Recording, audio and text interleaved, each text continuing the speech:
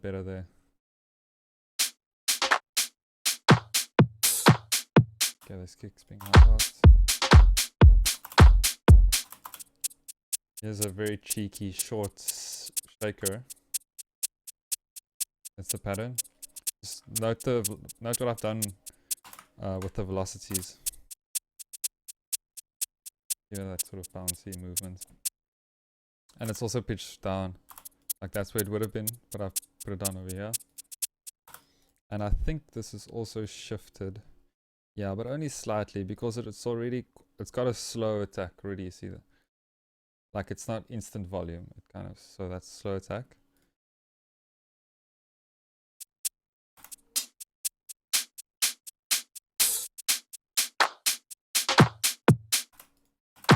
Some more percussion.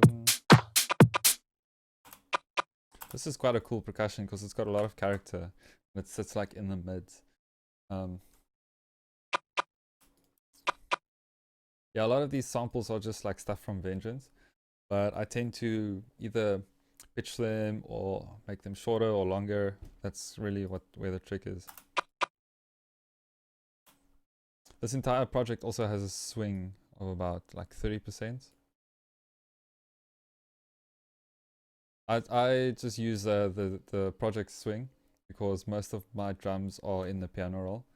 So as you should know, the swing over here only affects things that are in the piano roll. They don't affect audio files that are in your actual playlist. So that's pretty much all the drums. I think there's one more open hi-hat that comes in over here, I think.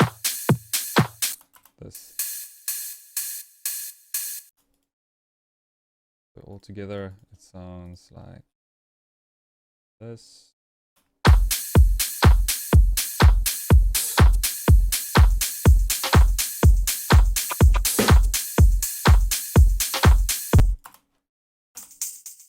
Oh, this is the last tambourine shaker that I've added. So 16th notes, and also note what I've done with the velocities to get that sort of groove. The swing also plays a big role in how this sounds. So with no swing, like that, and then with swing, makes it more shifty.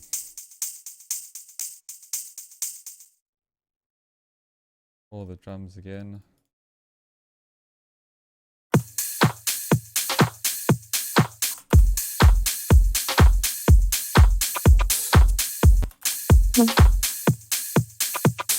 Okay. From there we can move on to, so that's all the drums. Bass line is very simple.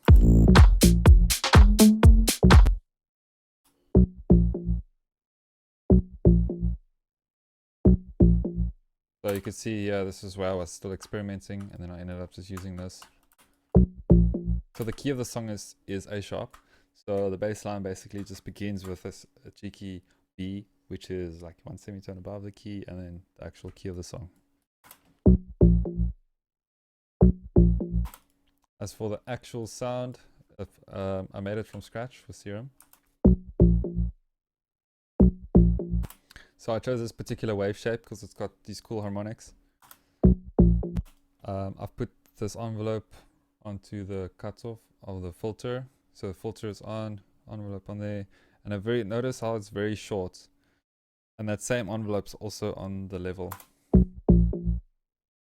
And then there's some very basic hyper dimension stuff going on. That's pretty much the default settings almost. Some diode 2 distortion, very important. I'll always use diode 2, and it's almost always at like 20%.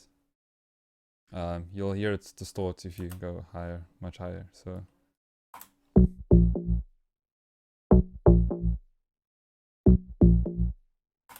it's got a nice tone. So there's like the sort of part 2 of the bass line. This very first